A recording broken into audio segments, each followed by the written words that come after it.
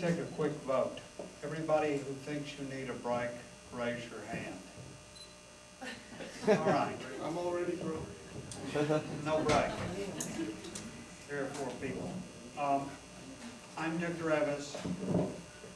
I am a Texas journalist, essentially exiled in North Carolina now, though it ain't bad. I've been teaching in North Carolina for the last 10 years, teaching journalism. I think they wanted me to speak because I wrote the book that has become the primer on what happened in 1993. By the primer, I mean where you begin the study of it. Almost everybody begins there and then goes into other things. The book is still in print 20 years later. That speaks for its value better than I could. Clive was mentioning methylene chloride and the fire and so on. I think the first time those ideas hit the print in the mainstream media were with my book, which was published in 1995. And I don't claim that those are my original ideas. I don't even remember where I got them. I remember the experts I talked to, but at that time a lot of people were doing a lot of thinking. I think that Mike McNulty has been the man at the center of the forensic work done since my book came out. I've got some notes here.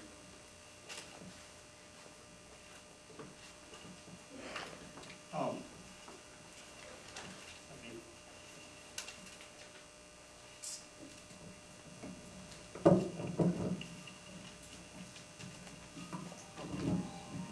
The conditions under which I wrote my book were not favorable. What happened was that I was assigned to the Dallas Observer to come down here and write something during the siege. I came down here and found out there was only one source of information, the ATF and FBI press conferences. They reminded me of those I had attended in Mexico, which at that point had a one-party government. You got all your news from the government, and what the government said was true, period. The big difference was that in Mexico at the press conferences, they served far better food than they did here. And so I attended a couple of them and went back and told the Observer, we can't get this story while all the Davidians who have left are in jail and are being kept away from the press illegally, essentially. We've got to wait until the thing is over, and maybe there'll be a story and maybe there won't. When it was over, a guy from Soldier of Fortune, Jim Pate, who had done the best job that I think was done during the 51 days, called me and told me all the survivors who are not in jail are staying in one hotel in Waco. So I came down, checked into the hotel, and tried to talk to people. And they said, you're the press. Y'all have given us a bad way to go. We're not talking. But I noticed something. None of these people had cars because the FBI had flattened all their cars. I heard Ruth Riddle call her insurance company trying to claim, and he said, ask for a replacement of the car. And they said, well, what happened to your car? The FBI flattened it. I'm sure that the person on the other end at the insurance company still remembers that conversation. And I had a little Volkswagen Beetle, so I sat in the lobby and began offering people rides. And they took them because they didn't have cars and they didn't have money for taxis. And little by little we began to talk. Mind you, I'm not a religious person. And at the time I smoked very heavily. And I began to notice that none of them had asked me when I was going to accept Jesus Christ as my Lord and Savior. So I asked them, why haven't you asked me that question? And they said, we can't explain our religion in 15 minutes. And it occurred to me that there were two stories here. One, the government story, and the other, the story of the believers. And that I didn't understand anything the believers said. What the press said is that everybody in that building was crazy. I didn't believe you could have 130 people living in one building who were schizophrenic without having great disorder. So I had to start learning what these people believed. And I think that because I did not have a religion, I was not prejudiced against them. Clive and Sheila helped me, and for weeks Livingstone Fagan called me every Saturday morning, gave me Bible scriptures to read, and then we discussed the ones I had read in the prior week. And I read Ellen White, and I did my homework. It took about 6 months. And finally I began to see how the Davidians, as it's a misnomer, but as we call them, saw what was going on and why they did what they did. It was pretty obvious to me that the FBI and the ATF, who were not speaking, this is what made my research hard, were not releasing any documents, were mum. It was pretty obvious to me from their behavior during the raid and the siege that they were guilty of three things: ignorance, arrogance, and negligence. By ignorance, I mean they were attacking what amounted to an enemy without knowing anything about the enemy. They sent Robert Rodriguez in as an undercover agent to find out what the Davidians believed. And when he started telling them, they said, Robert, you've been influenced by them. Calm down, come back to the real world, which itself is a religious concept. And when he told them, they know you're coming and they'll resist, they blew it off. They thought he was speaking as a sympathizer because he knew something, all right, that they did not think could be knowledge. So they had a policy which preferred ignorance, and their raid was based on that ignorance of many, many things. The other thing is that they were arrogant. They lied to us during that siege about the milk negotiations and many other things. And when Koresh told them that he wasn't leaving, on March the 2nd, I believe, was the day he was supposed to be leaving, he told his followers, and they told the FBI, that God had spoken to him and told him not to surrender or not to leave at that point.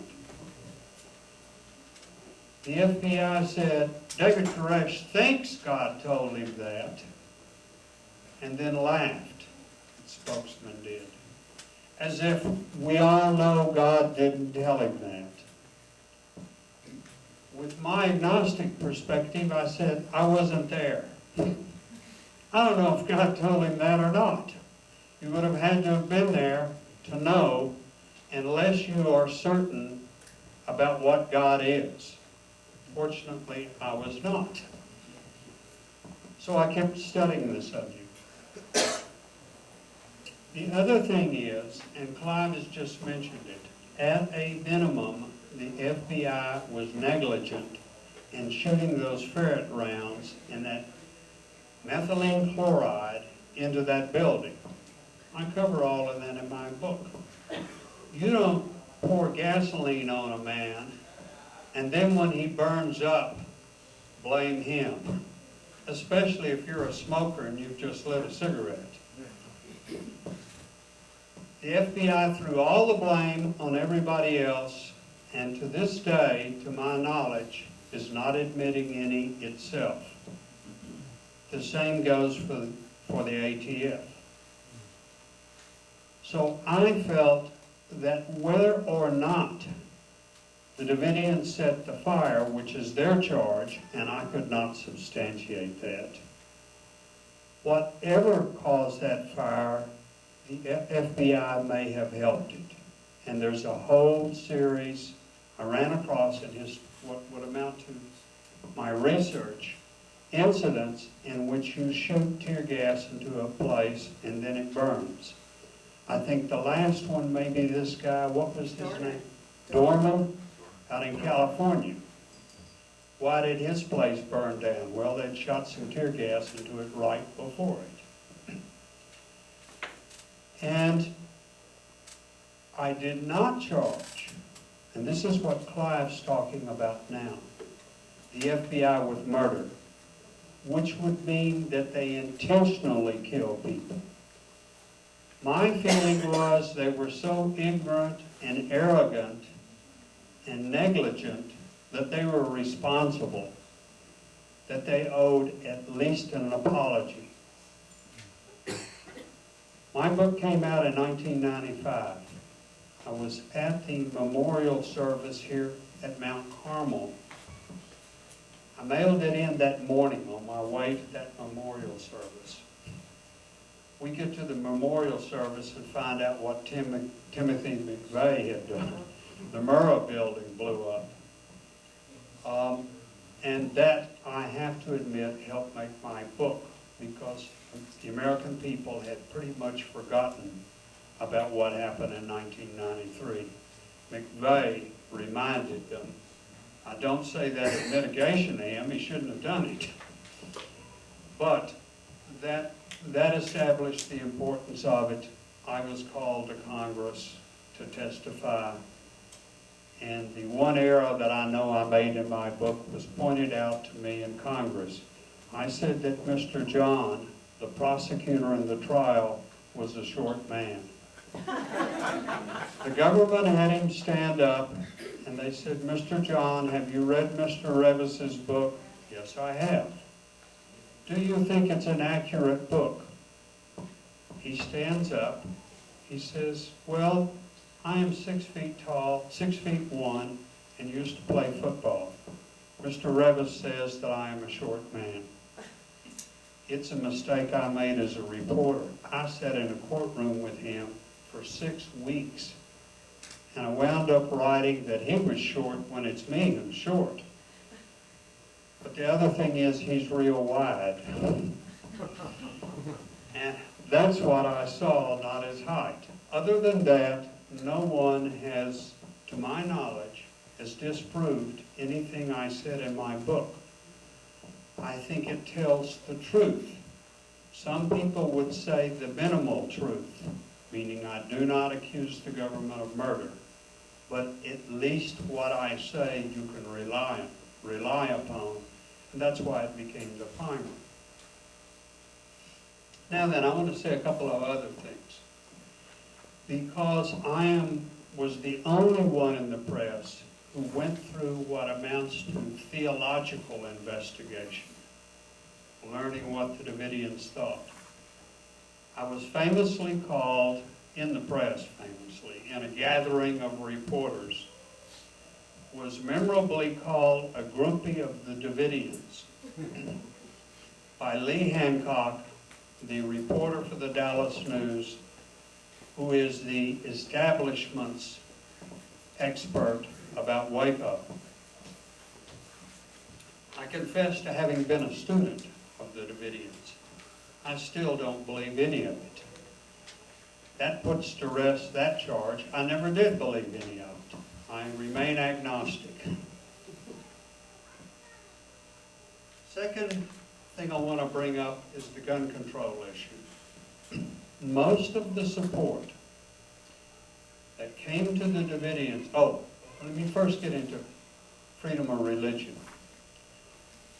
The assault on the Davidians was charged as a violation of freedom of religion of the First Amendment. When I look at it, I see, and actually my wife told me this, I said, this is a violation of freedom of religion. And she said, who defines freedom of religion, church or state? I said, well, the state does, the government does. Now you know what kind of freedom of religion you have, she said. If you look at the law, and last week after a discussion with Clive, I looked at Ellen White to see what she believes. She saw it the same way.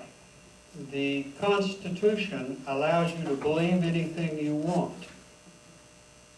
Now tell me, how can they enforce a law against belief? I may believe there's a Martian standing at the back door, and how do they know? It allows you to say that there's a Martian standing at the back door. It allows you to profess, but it does not allow you to practice. If, for example, David was trying to have 24 children by virgins, and some of these children were born to underage women, by our laws, he committed statutory rape. And that is not a violation to have arrested him for that, for which the federal government had no authority, by the way. But had he been arrested for that by the state authorities, that would not have been a violation of freedom of religion. Because we don't have freedom of religion. We have regulated religion. The example I give you points it out. The same thing goes for gun control. We Americans say, well, that's a right we have. If you look at it, it's not quite that simple. The British, before the American Revolution, freely owned guns. No one to this day has ever questioned the right of a farmer to own a shotgun to kill snakes or for a hunter to own a rifle. But like with religion, we have regulated it. The regulations started with a regulation against a machine gun. I don't know where they will end. I don't know, I'm agnostic about this. I don't know what to make of it. When the Founding Fathers wrote the Constitution, they gave us freedom to own firearms because that freedom had existed under the British, and the American Revolution wasn't about depriving people of British liberties. It was about increasing them. They did that because they did not believe in a standing army, or many of them did not. They feared a standing army. They associated it with the British standing army. It was a feature of tyranny for them. What they foresaw was a government, how do you say, a people which defended themselves through militias. And the Constitution says in order to have a well-regulated militia, you can have guns. I want to mention here that the militia provision was put in at the suggestion of senators from the slave-holding states, because those militias were used to catch runaway slaves and suppress slave rebellions. So that the Second Amendment, in which a lot of people take great pride and point to for American freedom, has also been touched by the theme that runs through all our national life, which is white supremacy. We can't be entirely proud of the Second Amendment. In any case, when the founders wrote the Second Amendment, they were allowing Americans to own any weapon that an army or a government might have, because you needed those weapons to resist tyranny and foreign conquest. What are you going to do with missiles and drones and smart bombs? The founders' principle was if the government can have it, the people can have it, because they need to be able to defend themselves against tyranny. I don't know anybody who thinks that their next door neighbor ought to have a missile silo. I think drones would make us uncomfortable if they have guns.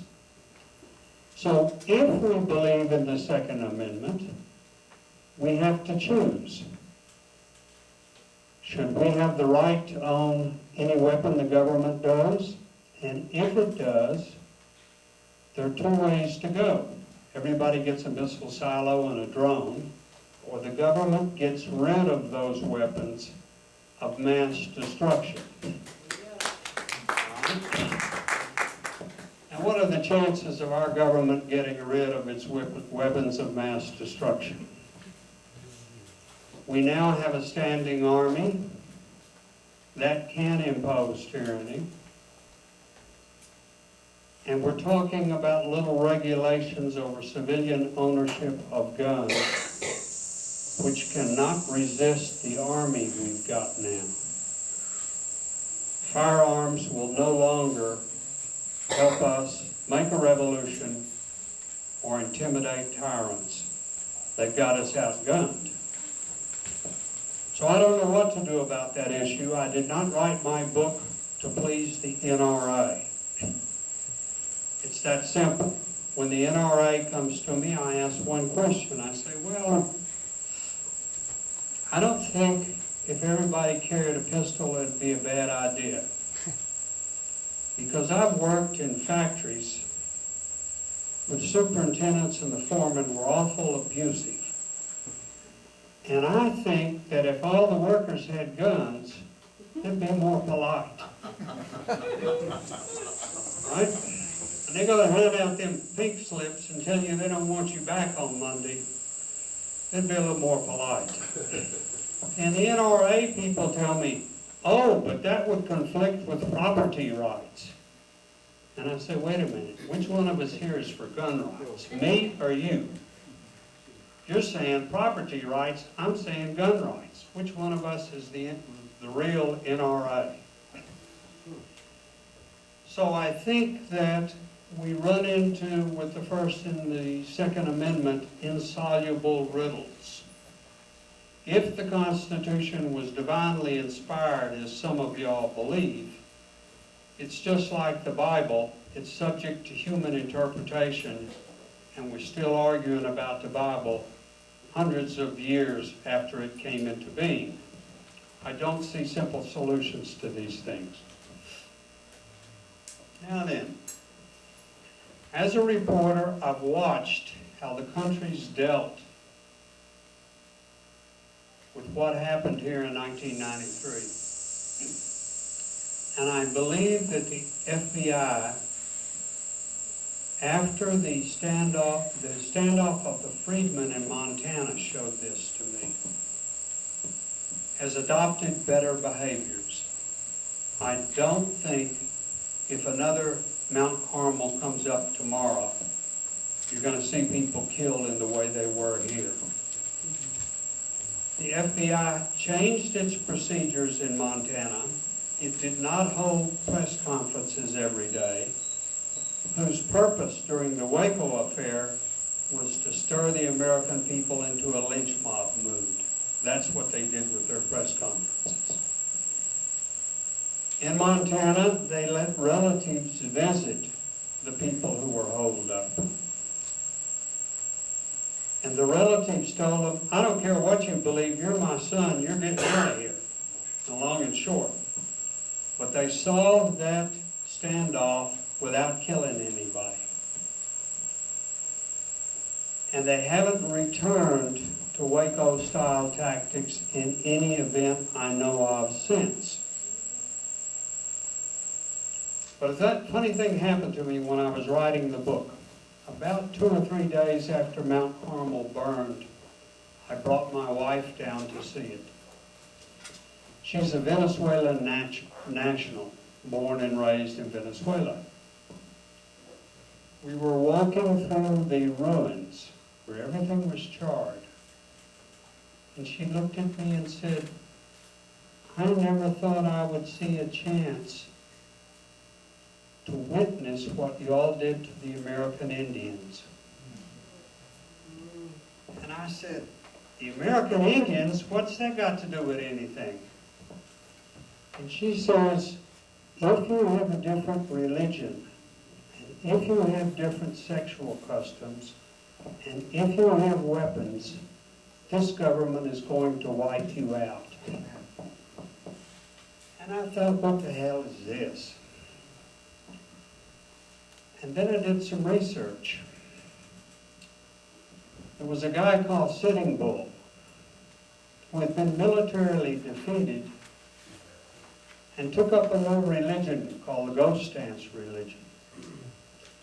The Ghost Dancers call themselves Christians, and I have no way of knowing whether or not they were because I'm not the Pope.